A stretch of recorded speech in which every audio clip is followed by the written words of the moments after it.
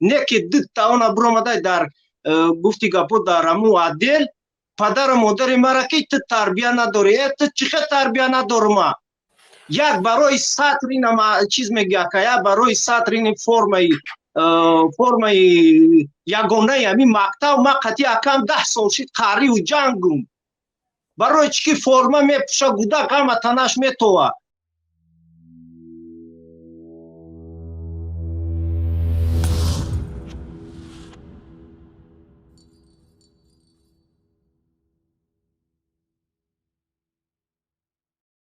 آقای شمس‌الدین سلام علیکم بار دیگر. و علیکم سلام و رحمت الله. اکا به کشور نمیمونم گپ زنم.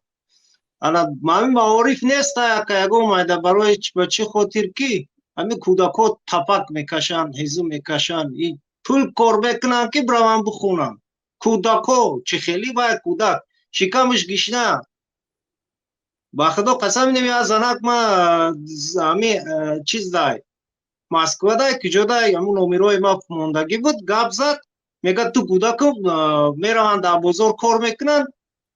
چیز میکنن میبرن پلا میسپرن کودکا که خیلی چیز باشه ای کجا وای علم بیاموزه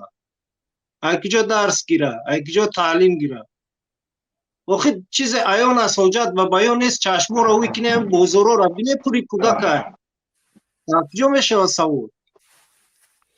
خیلی خوب با که بخشش مرا اجازه تیم کمتر همین برنامه شما دا برآمد میکنم خونه دا فشار آوردن تا حتی دین کمتر تلفن و گرفتن خواهد گفتن همه تنجا نیکی زنگ بزنم یا تش نمیگیره تلفن ما یا دو سه مراجعه دارم همون نایه فیض‌آباد دا بعد برادر شمس‌الدین خونتون رفتن بعد ما چخیل با برآمدی در برنامه با برآمدی نکو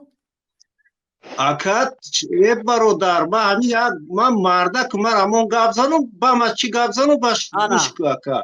انا که حکومت فهمیدن که خانه مردم میرن یا خیال میکنن که بخشش میپرسن انا که میتونی که برادر گپ زنی من برای همین خاطر سوال کردم که خونتون رفتن تو باید بترسی کو خانه شما ما کما مردن نمیترسم چه من میترسم همین اکا چیز نگو مرده اکا بفرما اگانی اکا ما خم اول معرفی کردنی ما کرد ما میریم شهرها گражданини России ما کرد اینا پاسپورتم اینا ریشو ما دیدی میبینی نمیبینی اکا ریش دارم میبینم بله میبینم خب اینا اکا پراو اینا پراو ریش دارم دیدی میبینی خب پاسپورتی иностраниш هم دارم اینا اکا خب اینا پاسپورتی روسیه اینا داکیومنتای خونم اکا اینا خونه دارم در میجا با دیگر داکیومنتام بسیار همین و گраждани روسیه ایم اکا هم گраждани تاجیکستانم خب با راست شگم اکا زنگ همون خونه گپ زدن باور که هر آدم زنگ زدن آدم بگونه که مقصد که شما در فلان گروه ها کش شد در فلان جا آخه چه خیلی گروه ها دا ما کشم ما اکای حسین همین گروه شما دا کشم نه ما گروه شما دا کش نیست ما کم با میگم که اگر که در کشا ما میگم که نمیخواه ما فلان گروه دا کشم حالی ترقیات اینترنت اینا ما در روسیه این با گفته استم که ترقیات همین برنامه هستن همین مشکلیات هایی که حاضر برامده زنه که کودکا گیره کرده استیان مقصد پرابلم هایی که هسته ما 3 ماه 4 ماه شید تماشا دارم که ما خواه نرفته استم فهمیدی؟ ما هم بچه هایی که مثال اکا میکشن ما بچه هایی که مثال از صدم میدونم چی ویروسی هست میوه پروگرام هده که ات کلچات میکنه از 20 minut پس مردک به گپ زنه اوخی مردک هم برو اینی تا کنکریت نا فرماتو نا پوشم بله گپ زنه استغفرالله اوخی چه شما هم خید در آمده رنگ مشاوری همی در اپارات خریده غم دو دسته به گپ زنه مردک بوری اوخی نه هیچ که غم نمیتیه برادر برای شگو مکه نه شما نه اکا همین چی پروگرام باید دارن ویروس لغت میکنن گپ زدن نمیتونم کشته استیان تلفون ما آها دم تا گرفتگی نگنه فهمیدستی من آدرس ما میتونم شما در کار شما که ما دیگه مایده نگران نباشن ما مقصد چیه که ما در عینوه میگم که فیض‌آباد ما هم خلق فیض‌آباد هم مراجعه دارم که برادرو ما برادر نه یگون گروه ها دا خوشون نه یگون جدا همین درد دلی مردم گاو میزنه کو برادرو ما خو نیستم گاه روزه دین هم از همین 1 ساعت خو رفتگیم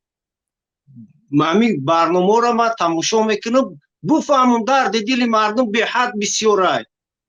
همین پرابلم هایی که حاضر هست برادر در یگان روی دنیا با فکرم نیست فقط همین تاجیکستان ما زن هامون اومده در همین ایرپورت چیزا در همین مشکلیت ها گرفتاری ها گیره و نوله یا مرا خواب نمیبره دیگه اکا مثل که محترم امام علی رحمانوف میگه که مرا خواب نمیبره مرا هم اکا دیگه خواب نمیبره مرا هم امیره همین چرسیبه گذارونده استم که خواب نمیبره همین مشکلی ها را میبینم ما اینا تروریست بو قرار گفتن تروریسم میرورن چی میرورن بای چیز میرورن اکا و پرابلم شما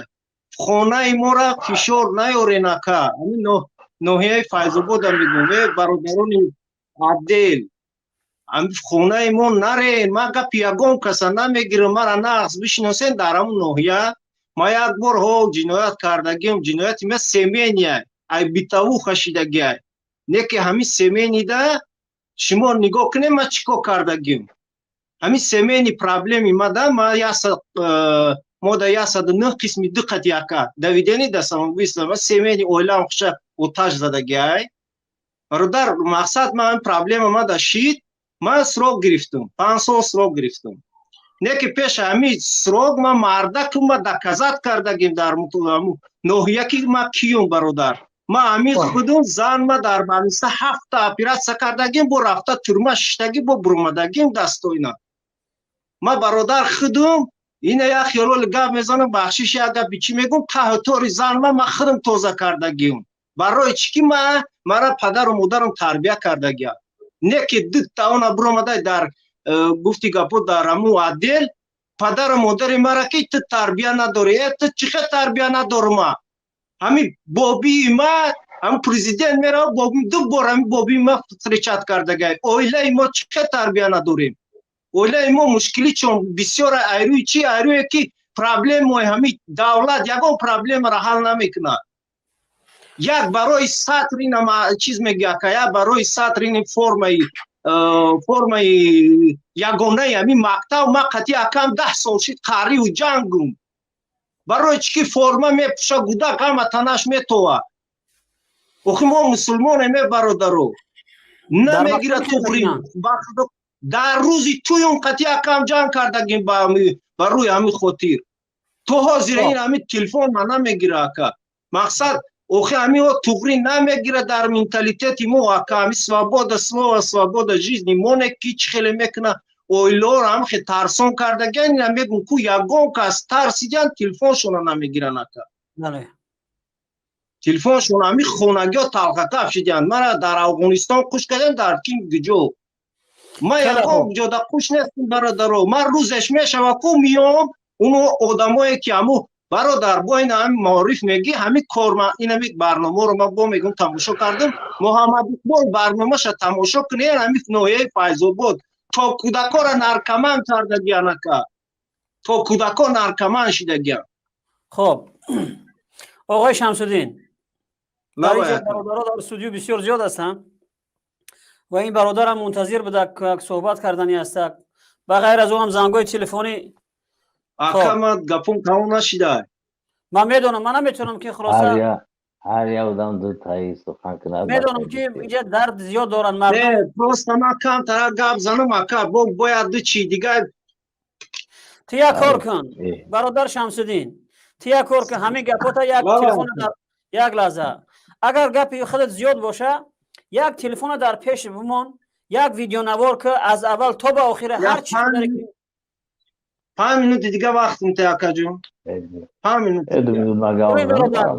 یک لحظه آقای شمس‌الدین شما این گپایی که شما دارین در پیشتون یک تلفن بمونین کاملا این را ویدیو بکنین ما در سایتمون میپرتونیم بالاخره مردم تماشا میکنن و از درد خودت باخبر میشون الان دیگه در استودیو اینجا بچه‌ای هستن که در استودیو ما اونا را قبول کنم در اینجا زنگای تلفنی آماده ایستاده است ولی یاد کلمه بگم تمام اکا التماس همی کارمندای التماس همی کارمندای همی حکومت همون نویه فیض‌آباد عدل پدر و مادر خشت برد فایده نداره چاقه نشین برادر التماس ما در پاسیتر روزش میام فرمان همی پوشم برای خلق خدمت میکنم انشالله اینا میره در خاطر تون بگیری اکا برای چی خیلی نمیشه زنده باشید